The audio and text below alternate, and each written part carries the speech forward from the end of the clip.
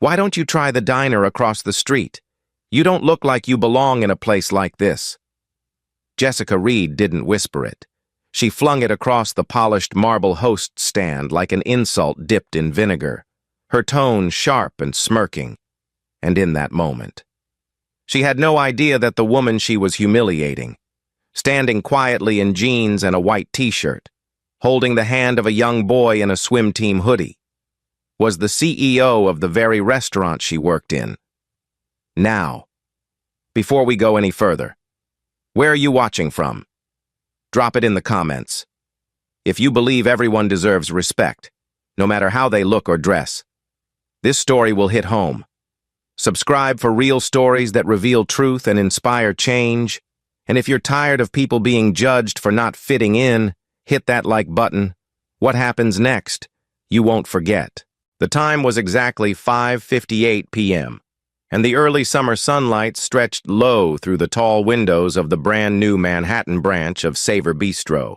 Casting long gold beams across the polished floors, Nia Thompson, 40, stood at the entrance with her 12-year-old son, Ethan, his hand still damp from the chlorine of a championship swim meet where he'd just won his first gold medal. This wasn't just dinner. It was a moment, a celebration, a promise kept, and she had chosen this place, her place, for a reason. A corner VIP table had been reserved in her name, under a soft light, with a view of the open kitchen she'd personally designed 2 years earlier. But Jessica Reed, standing at the host stand in a crisp black blouse and an attitude that screamed judgment, didn't care to check the system. She gave Nia a quick once-over, eyes narrowing, then rolled them toward her co-worker Kyle Bennett. "VIP table?" Jessica repeated, incredulous. "For you?" Kyle chuckled, stepping in beside her. "Yeah, I think the diner next door might be more your style. This section's for premium guests." Nia looked at them calmly, trying not to flinch in front of Ethan. "I have a reservation under Thompson. VIP table 2. Her voice was clear, measured, polite. Ethan looked up at her, confused but still smiling. Jessica let out a slow, mocking exhale. "Reservation's not showing," she said, eyes still locked on Nia's outfit, not the computer screen. "Must have been a mix-up, or maybe you just thought you made one." "Mom, is everything okay?" Ethan asked in a small voice. Nia crouched slightly, giving his hand a reassuring squeeze. "It's okay, sweetheart. We're just having a little delay." But it wasn't just a delay. It was a dismissal.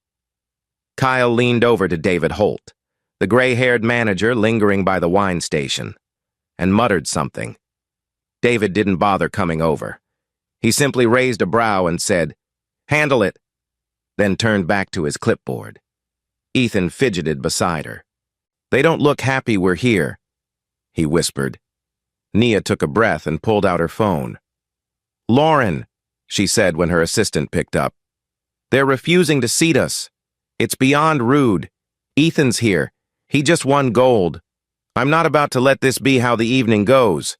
Lauren's voice crackled on speaker. "Stay put. I'll get Robert. Give me 2 minutes." Just then, a man from a nearby table, Michael Chen, a regular patron and respected food blogger, stood up. "Hey!" he called out toward the front, his voice carrying over the soft jazz playing through the ceiling speakers. "I saw them reserve that table. You're in the wrong here." Jessica ignored him. She looked to Kyle. "Get James," she said. A moment later, James Carter, the security guard on shift, approached in a stiff gray uniform. "We've got a disruption?" he asked, already placing one hand on his walkie-talkie. "They're not on the list," Jessica declared, her voice rising now. "And they're making a scene." Nia turned to James calmly. "No one's making a scene. My name is Nia Thompson. I have a reservation. Table 2. James didn't check. He didn't ask. He just motioned toward the door. "Let's step outside and talk." "No," Michael interrupted, moving closer. "They have every right to be here. This is insane. It's fine, Jessica snapped. We'll get them out. Ethan's face dropped. Are we getting kicked out? Mom? He asked, tugging gently on her sleeve. We're staying right here, Nia said firmly. No one's removing us. She tapped her phone again. Lauren, they've called security. Robert's on his way, Lauren said urgently. Do not move. Jessica crossed her arms. Reservation or not, you clearly can't afford this table. Nia turned, slowly and deliberately. Excuse me? We've got high standards here, Kyle added, barely hiding his smirk. You know, people who belong. Nia's gaze darkened. Ethan, she said quietly, remember this moment.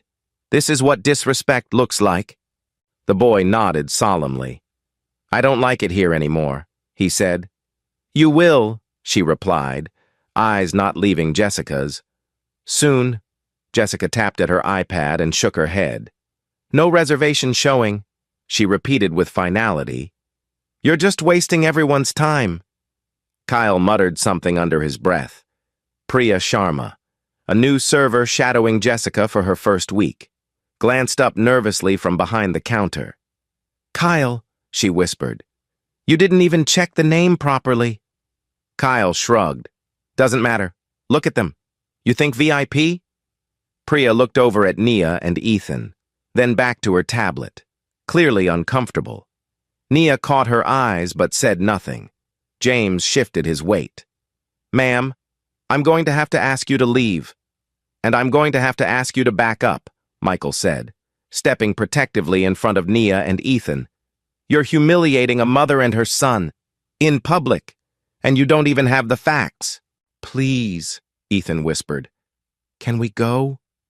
Nia knelt down to his level. No, baby. We're not the ones who did anything wrong, and we're not going anywhere until this is made right. She stood and faced the front desk again. You've got 60 seconds, she said clearly, before this becomes something much bigger than any of you can imagine. The staff didn't move. Jessica rolled her eyes. Kyle looked confused. James hesitated. Michael stood firm. Priya shifted uncomfortably, biting her lip. And Nia. Nia stood tall, back straight, one hand gently resting on Ethan's shoulder, the other holding a phone already ringing through to Lauren again. The clock ticked. Somewhere in the kitchen, a plate shattered. But in the dining room, the temperature had already dropped several degrees, because no one, not even the seasoned staff, could shake the feeling that something was coming, something they didn't see, something they should have. Jessica's arms stayed crossed like she was guarding a palace gate, and Kyle leaned in close to her, muttering something with a smug smile as if they were sharing a private joke. The arrogance in their stance wasn't just offensive, it was exhausting. Nia could feel the warmth of Ethan's small hand in hers, but she also felt the sting of something deeper, the kind of dismissal she hadn't experienced in years, not since the days when investors told her. Your background doesn't inspire confidence. While sipping cappuccinos in boardrooms she'd worked twice as hard to enter. But tonight wasn't about her past. Tonight was about her son, his win, and the promise of a celebration that was being slowly dismantled by people who didn't even bother to ask her name. I'm not going to say it again, James Carter said, his voice low, almost rehearsed. You can leave peacefully, or I'll have to call someone in. This is peaceful, Nia replied, not raising her voice. And I'm not going anywhere, just then. Ethan looked up at her, voice barely above a whisper. Can we just go? Mom, we can eat somewhere else. The words hit Nia harder than she expected, not because she didn't understand the instinct to run, but because she remembered it too well. At his age, she'd watched her mother leave restaurants without dessert just to avoid scenes like this. Not tonight, sweetheart, she said gently. Not after what you just accomplished. Ethan gave a small nod, not quite understanding, but trusting her all the same. Nearby, Priya Sharma had stopped pretending to organize menus and was now watching everything unfold. Her eyes flicked nervously toward Kyle, who was now speaking louder. "This has gone on long enough," he said, puffing up his chest. "They're wasting our time, distracting guests. David said to remove them." "David hasn't even walked over here," Michael Chen shot back. Standing between Kyle and the table now. "You're taking orders from a man hiding in the wine nook?" Kyle's face flushed, and for the first time, he seemed unsure, but before he could respond, Jessica doubled down. "You're not the only ones here. You know." She snapped at Nia and Ethan.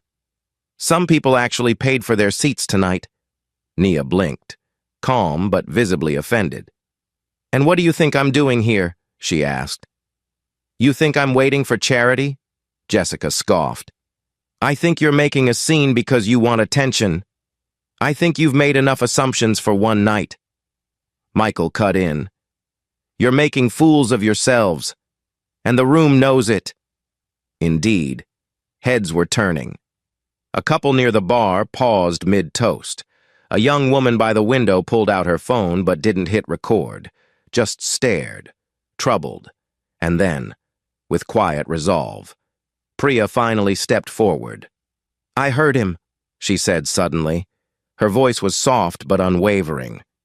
"I heard Kyle say, 'They don't look like VIPs.' That's why he didn't bother checking." The restaurant went still. Jessica turned sharply toward her. "What are you doing?" she hissed. "Telling the truth." Priya answered, "It's my first week, but I know this isn't right." Kyle threw his hands up. "So now we're the bad guys? Because we enforce standards?" "You're enforcing stereotypes," Michael countered. "Big difference." David Holt finally emerged from the back, face tight and impatient. "What's going on here?" he demanded. Scanning the scene, Jessica jumped in. "They're creating a disruption. They're refusing to leave. We tried to handle it." Nia stepped forward, her tone even but piercing. "You mean you tried to humiliate me? You ignored my reservation, dismissed me in front of my son, and now your team is openly admitting they judged me by how I look." David sighed, clearly annoyed but not surprised. "Look, let's all take a breath. Maybe there was a misunderstanding." "No one misunderstood anything," Michael said. "Your staff made it crystal clear what they think about people who don't look VIP." Ethan clutched his medal and looked up at his mom. "Mom, are they allowed to treat us like this?" Nia knelt beside him again. "No, baby. But that's why we stand our ground. So they learn they can't keep doing it to anyone else." Priya shifted, clearly nervous but resolute. "Kyle said it more than once," she said, glancing at David. "And Jessica was never going to check the system. She made up her mind the second they walked in." David looked between them and offered the most corporate thing he could muster. "Let's not overreact." "Oh, I think we're just getting started," came a familiar voice from the doorway. Lauren Pierce, in a sharp gray blazer and phone still in hand, stepped into the room like a gust of cold air. She didn't raise her voice, but the way she carried herself turned heads. "Robert's on his way," she said calmly. "And I'd suggest you all prepare yourselves." Jessica squinted at her. "And who are you?" "Her assistant," Lauren said, gesturing to Nia, "and someone who knows exactly how many policies you violated tonight." David frowned. "Is this some kind of joke?" "Do I look like I'm laughing?" Lauren replied. The silence that followed was thick. Kyle fidgeted. Jessica's eyes narrowed, and James looked like he wanted to be anywhere else. "We don't want trouble," David muttered. "But you welcomed it," Michael responded. "The moment you decided someone wasn't worthy of sitting in your restaurant?" Ethan, eyes wide, said softly, "Mom, are you really important?" Nia smiled gently. "What matters is that you are, and no one should treat you like you're less than that." Lauren stepped closer, Robert will explain everything when he gets here. In the meantime, maybe someone should finally check that reservation under Thompson." No one moved. Jessica looked paralyzed. Kyle pretended to scroll the tablet but tapped the wrong buttons. David stared at the host stand like it might solve the problem for him. Finally, Priya leaned forward and tapped 3 keys. The screen lit up. "VIP Table 2, she read aloud. "Reservation confirmed. Nia Thompson, party of 2. Ethan beamed. "Told you," he whispered proudly. But Nia didn't smile. Not yet. She looked at each of them, Jessica, Kyle, David, and James, one by one, and said quietly, "Every second you've spent trying to erase our place here, it's going to cost you." And though her tone was even, the promise inside it was unmistakable. Something was about to change, not just for them, but for the entire room. Michael's eyes narrowed as Priya read the reservation confirmation aloud, her voice trembling slightly but clear. "It's right there," she said again, tapping the screen for emphasis. "VIP Table 2, Nia Thompson, reserved at 3:17 p.m.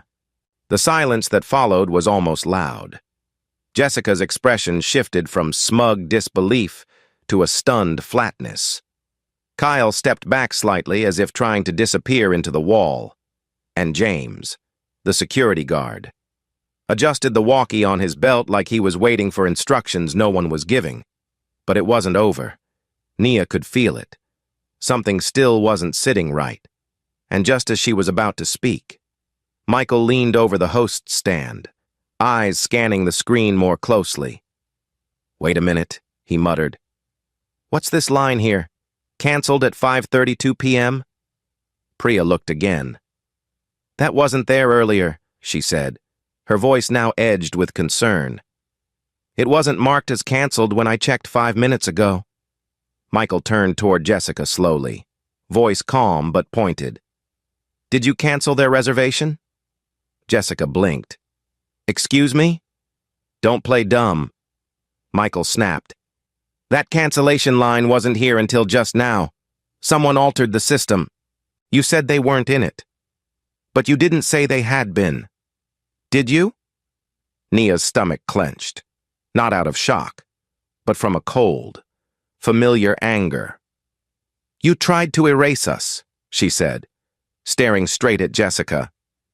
"You didn't just deny my reservation. You deleted it, then claimed it never existed." Jessica's voice cracked. "That's ridiculous. Why would I do that?" "Because you didn't like the way we looked when we walked through the door," Nia replied. "Because you assumed jeans and a t-shirt meant we didn't belong." Ethan tugged at her sleeve.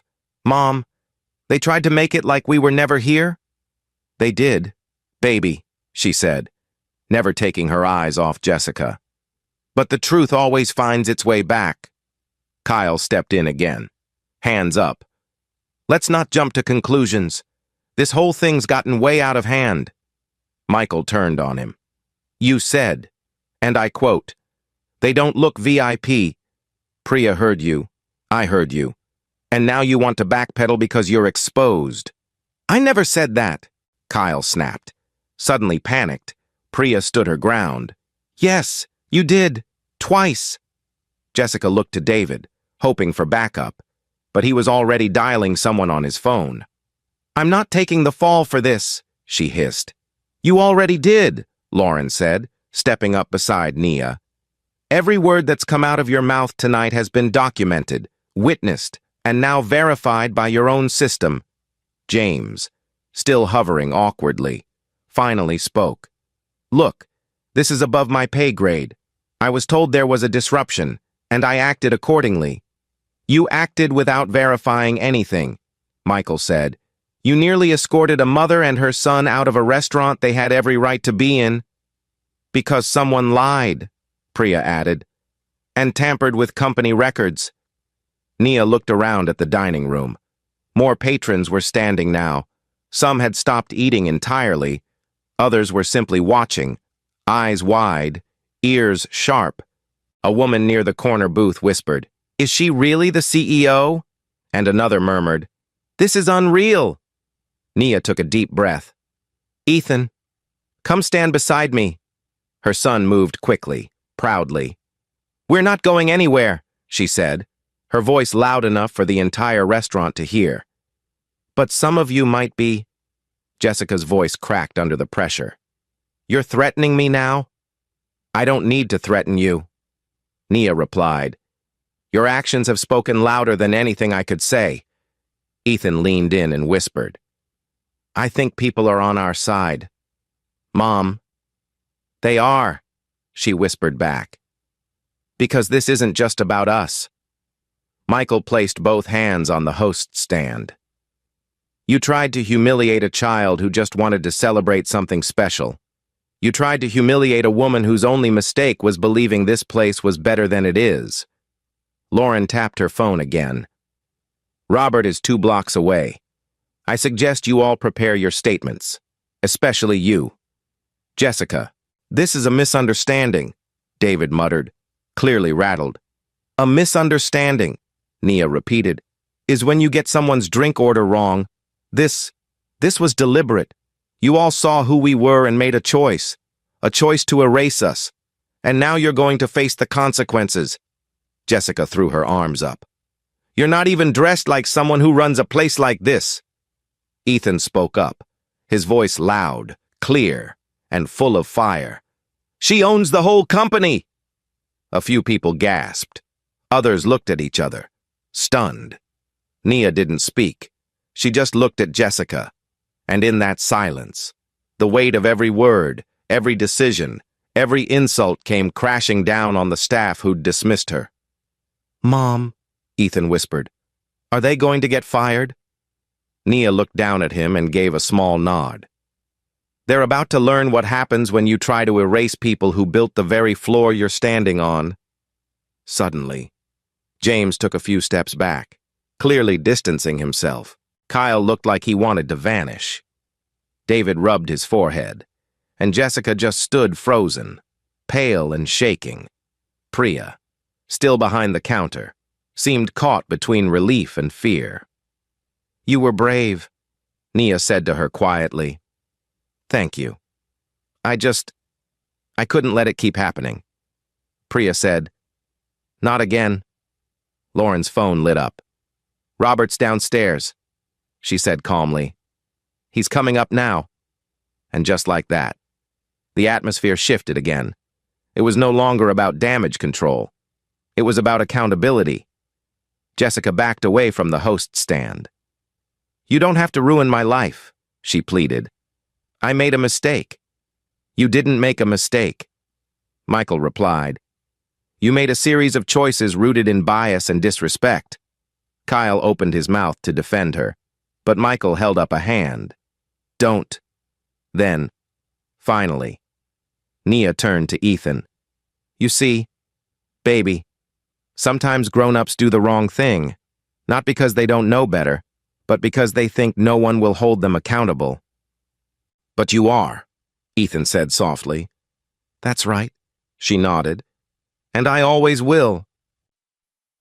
As the elevator chimed in the distance and footsteps echoed up the marble stairwell, the room tensed like a held breath. Robert Evans was on his way up, and everyone who had laughed, dismissed, or looked the other way was now bracing for what came next. But Jessica wasn't done fighting. Backed into a corner and red-faced, she tried to regain control with a voice that cracked under pressure. I did what I was taught, she snapped, looking around for support that wasn't there. We were told to focus on the right image for the brand, to protect the premium dining experience. That's what corporate expects, she pointed. Not at Nia, not at Ethan, but toward the entire room. You all want to act shocked, but this is how it works. You just don't say it out loud. The gasps weren't loud, but they were sharp. Even David took a step back, as if the air had turned heavier around him. Michael Chen narrowed his eyes. Are you saying this kind of discrimination is part of your training? Jessica hesitated. That flicker, just a second too long, gave Priya the courage she needed. She stepped forward again, her hands trembling slightly as she said, "Actually, she's not lying. During onboarding, they told us to prioritize people who looked upscale." She glanced nervously at the other staff. "We weren't told to say it, but it was implied in everything they showed us. Photos of perfect couples, mostly white, in designer clothes. They called it brand visual alignment." She swallowed hard. They never once showed a family that looked like hers. The weight of that revelation sank into the room like a stone dropped in water. Nia didn't flinch. She'd suspected something more systemic from the start, but hearing it confirmed, out loud, and from someone inside, brought a fresh, deeper kind of anger. Ethan looked up at her, confusion clouding his face. They taught them to be mean. They taught them to make assumptions. Nia said softly, "That's worse." Lauren stepped in, her voice controlled but direct. "This isn't just about 4 employees anymore. If this training is real, it's coming from the top. And if it's been happening here, it's happening in other branches too." David suddenly looked panicked. "This is ridiculous. That part of training was just a guideline. It wasn't policy." "It was enough to humiliate a CEO in front of her son," Michael snapped. "Enough to almost get her thrown out of her own restaurant." Jessica looked like she might cry. But Nia didn't offer comfort. She simply looked at Ethan. "This is what we fight," she told him. "Not just the people who act on bias, but the systems that encourage it." "Mom," Ethan whispered, his voice cracking with emotion. "How many times has this happened to other people?" "Too many to count," she answered. "And most don't get the chance to fight back like we do tonight." Just then, the door opened, and Robert Evans stepped into the dining room, tall, composed, and impeccably dressed in a tailored navy suit. His eyes scanned the room quickly, taking in the tension, the frightened staff, the stunned patrons, and finally, Nia and Ethan. He didn't say anything for a beat. He just nodded to Lauren and walked directly to Nia. "Ms. Thompson," he said, clear and respectful. "I am deeply sorry." Nia nodded once. "We have a problem. Robert. A serious one." Robert looked toward Jessica. "I assume these are the individuals responsible for the incident?" "Yes," Nia replied, "but it's bigger than them." She turned toward Priya, giving her a small nod of encouragement. "Tell him what you told us." Priya cleared her throat. "During my first week of training, I was told to prioritize guests who looked premium. They used coded language, but it was clear what they meant. I didn't think it was okay, but I didn't know how to push back. Until tonight," Nia said. "You spoke up, and that matters." Robert's expression darkened as he listened. "That's not just poor judgment. That's institutionalized bias." David jumped in.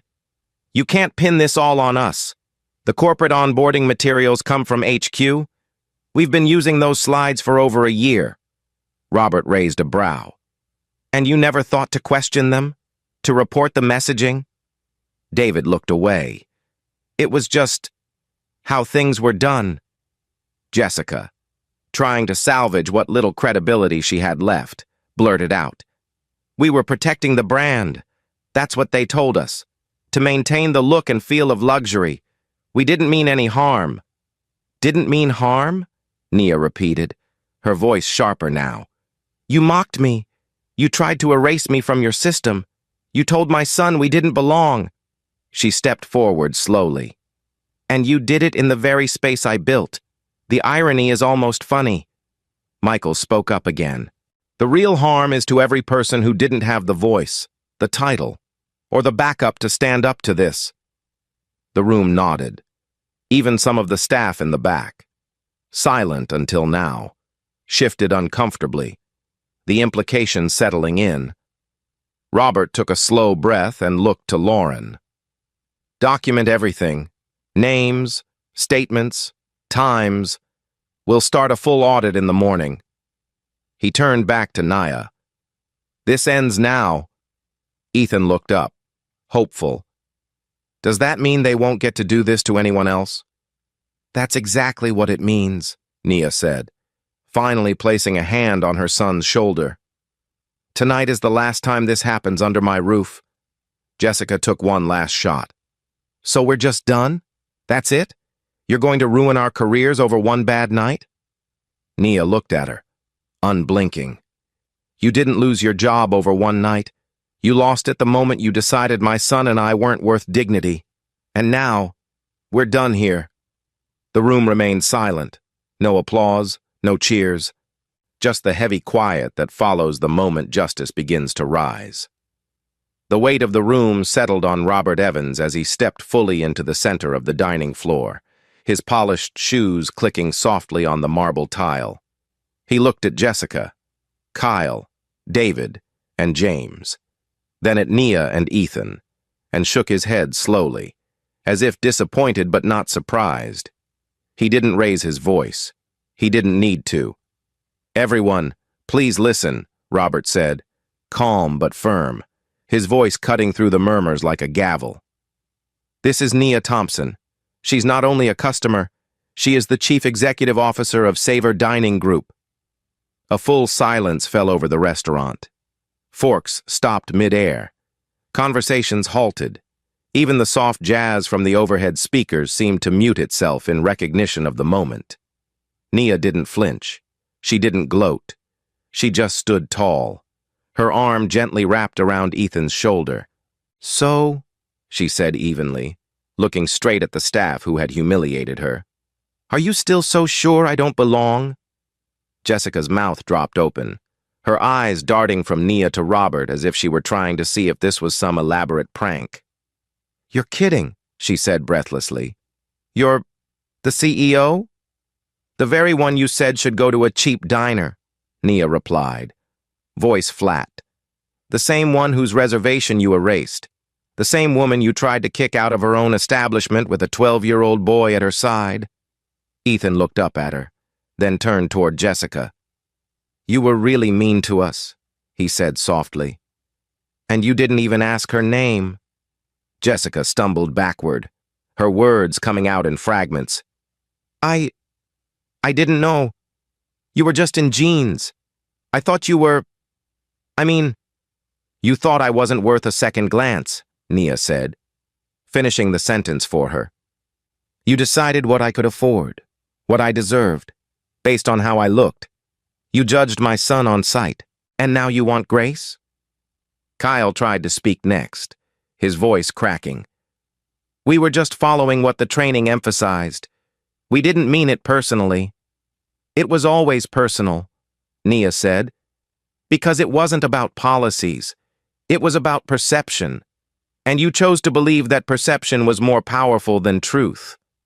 David shifted uneasily, trying to sound measured. Surely there's a way to handle this internally without damaging reputations. The damage, Robert interrupted coldly, was done the moment you stood behind that counter and refused to intervene. When you watched your staff insult a woman you work for without saying a word, you knew who she was. David. And you let this happen. A loud silence followed. Jessica, still reeling, glanced toward the other staff as if hoping for someone, anyone, to defend her, but no one stepped forward. No one could. Lauren turned to Nia. Susan Caldwell and Richard Ellison are both on the line, she said, holding up her phone. They're watching everything from the boardroom. They say it's your call. Nia.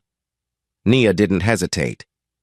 Jessica Reed, Kyle Bennett, David Holt, and James Carter are to be terminated effective immediately. Jessica gasped. You're firing us? I'm holding you accountable, Nia said calmly. You don't get to insult families and still collect a paycheck with my company's name on it. I didn't mean to, Jessica began, but her voice trailed off as the gravity hit her. You mocked my appearance, Nia continued. You laughed at the way I dressed, the way I walked in, The fact that I brought my son. Do you know what he said to me while you were trying to erase us? He asked me if we were allowed to be here. Her voice trembled slightly, just once, before regaining its steady tone. No child should ever feel that small in a place their mother built. Jessica broke then. She covered her face with one hand and let out a shaky breath. Fine, she muttered. You want to know the truth? We laughed about you in the back. We said you looked like you were lost. Kyle called you a stray. I said you were probably in the wrong building. The confession came out bitter and defensive, like she wanted credit for being honest now that the ship was already sinking. But it only made things worse. And that, Nia said softly, is why you're walking out of here tonight unemployed. Kyle tried to interject, but Michael held up a hand. You've said enough, he said. We've all heard who you really are. Robert turned to James, who had stayed oddly silent through most of the ordeal. And you?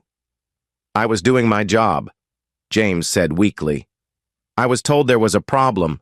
I didn't know who she was. You didn't ask, Nia replied. You didn't check.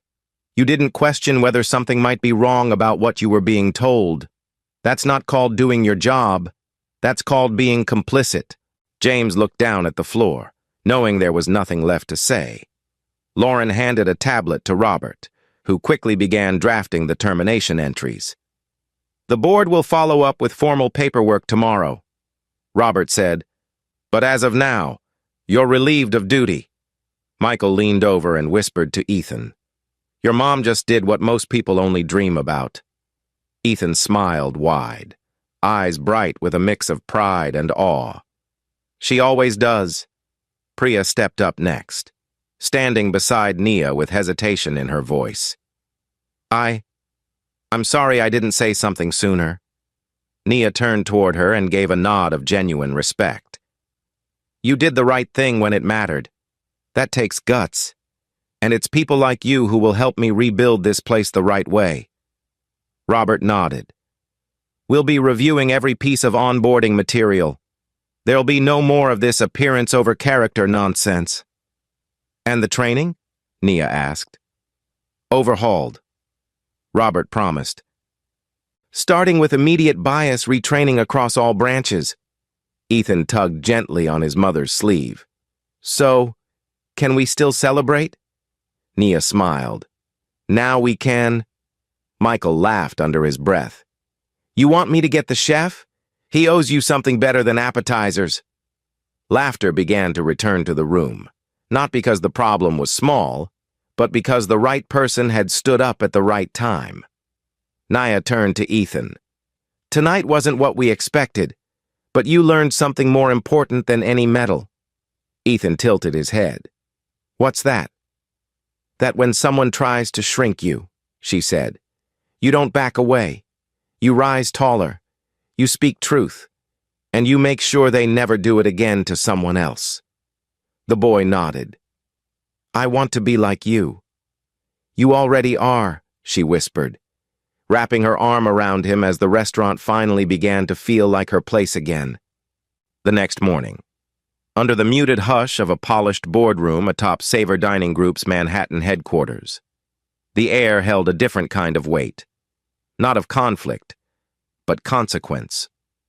Sunlight filtered through floor-to-ceiling windows as Nia sat at the head of a long walnut table, her posture composed, her expression unreadable.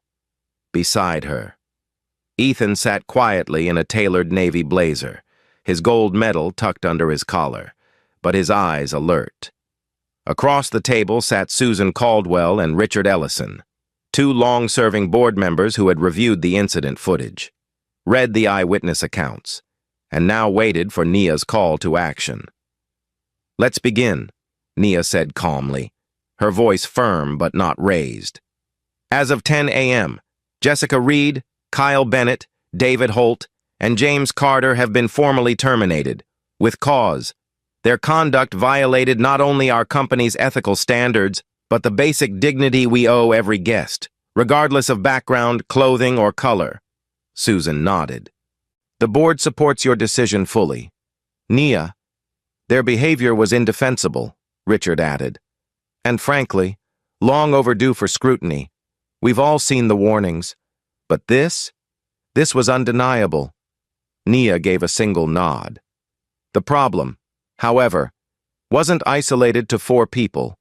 What we heard last night suggests a systemic flaw, a pattern of biased training and unchecked assumptions. That means we don't just cut out the rot, we fix the soil. She gestured to Lauren, seated at her left. Effective immediately. We're launching a full audit of all onboarding and customer engagement materials across every Savor Bistro location. Every manager will be retrained, every policy reworded for clarity, and every single staff member will go through mandatory bias training. This company's reputation isn't built on marble or menu items. It's built on how people are treated when no one's watching. And when someone is watching, Ethan added, his voice soft but sincere. They shouldn't be ashamed of what they see. The room paused for a second, and Susan smiled gently. Spoken like a young man raised by a leader. But just as the meeting seemed to turn toward resolution, Lauren cleared her throat. There's something else, she said, placing a manila folder on the table.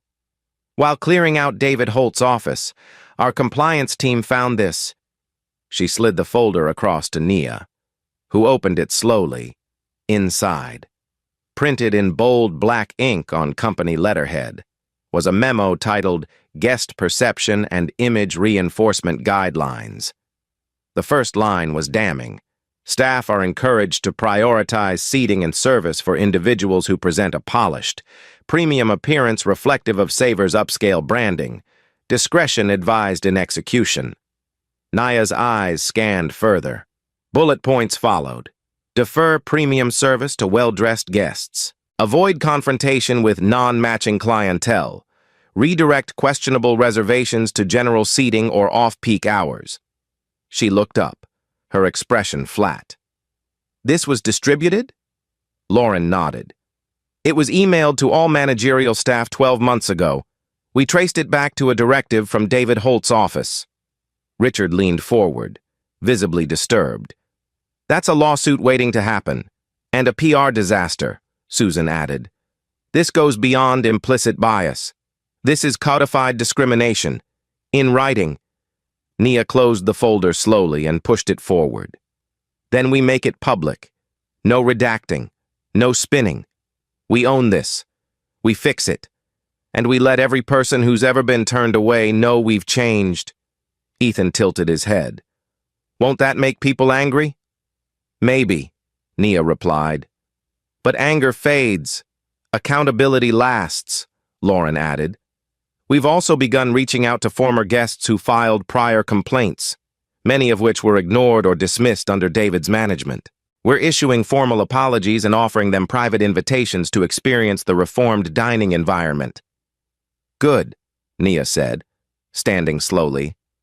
Because a brand isn't worth its name if it only welcomes the people it's comfortable with. She looked out the window. Her reflection mirrored faintly against the Manhattan skyline. This company was built to serve people, all people.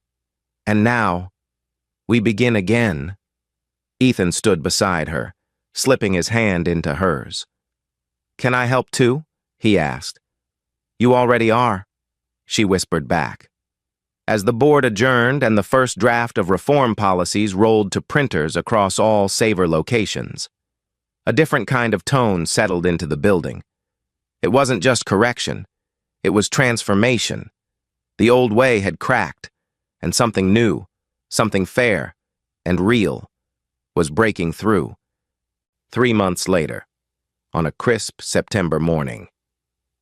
The Manhattan skyline shimmered beneath a clear sky as Nia Thompson stood at the front of the Savor Dining Group headquarters boardroom, not as someone reacting to a crisis, but as a woman who had turned that crisis into a catalyst.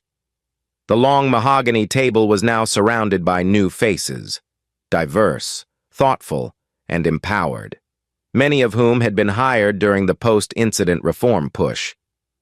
Ethan sat in a front-row chair beside Lauren, his gold medal tucked into his blazer pocket, his eyes beaming with quiet pride. Behind them, a monitor displayed the new Savor Policy Initiative. Hospitality with integrity. Nia took a breath, glanced at the agenda, and set her notes aside. She didn't need a script to speak from the heart. "We've spent the last 90 days rewriting more than just training manuals," she said, her voice steady. "We've redefined what it means to walk into a place and feel like you belong, not because of how you look or what you're wearing, but because you're human. That's the standard now. Not VIP looking, not brand matching, just basic decency." She paused and nodded toward Susan Caldwell and Richard Ellison, seated beside her. "And with board support, these policies are now permanent. Every location, every employee, every guest." Applause rippled around the room, but it wasn't the loud, self-congratulatory kind. It was steady, warm, like something genuine had taken root. Lauren smiled and whispered something to Ethan, who nodded. When the room settled, Susan stood to add her voice. "We've reviewed over 50 archived guest complaints from the past 2 years. Many were dismissed. Some were never even logged. We can't undo that damage, but we can acknowledge it, and we can ensure it never happens again." Just as she finished, the door opened quietly, and a woman stepped in. Mid-30s, plain gray skirt suit, hair tied back. She looked nervous but determined. Lauren rose to greet her. "This is Jamie Lynn," she said, introducing her to the board. "She's a former assistant manager from our Philadelphia location." Jamie stepped forward and cleared her throat. "I wasn't sure I had the courage to come," she began, her hands fidgeting slightly. "But when I heard about what happened in New York, I couldn't stay quiet anymore."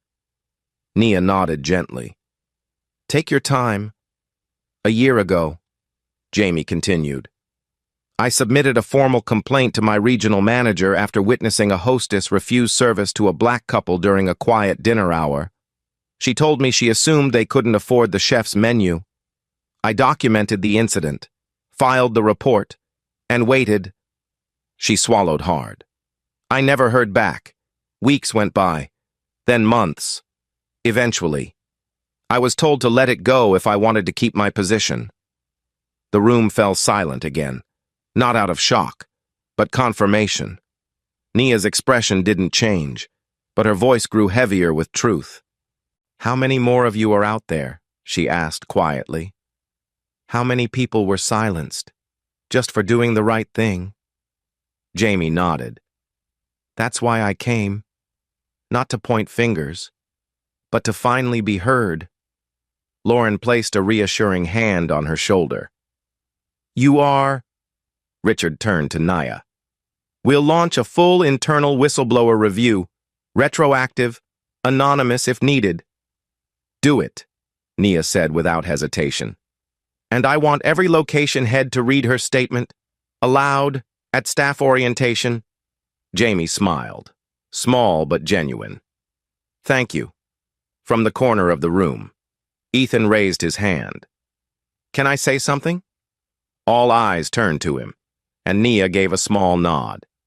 "Go ahead." "Baby." The 12-year-old stood up, hands tucked in his pockets, voice a little shaky but strong. "My mom didn't just fix a restaurant. She showed me what it means to stand up, even when it's hard, even when people are mean or unfair. I used to think grown-ups always knew what was right, but now I know. They need reminders, too." He paused, then smiled. "And sometimes, those reminders come from their kids." The room chuckled softly, but many wiped their eyes behind quiet smiles. Nia stood beside him and placed a hand on his back. "This wasn't just a policy change," she said to the group. "It was a culture change, a values change, and it's only the beginning." 3 weeks later, Ethan stood on stage at a local youth event, delivering a short speech about fairness and courage. While Nia watched from the front row, His final words mirrored hers from that unforgettable night. When someone tries to shrink you, don't run, stand taller. And in that moment, as applause filled the room, Nia didn't just see her son, she saw the future she'd helped shape. One policy, one voice, and one act of courage at a time.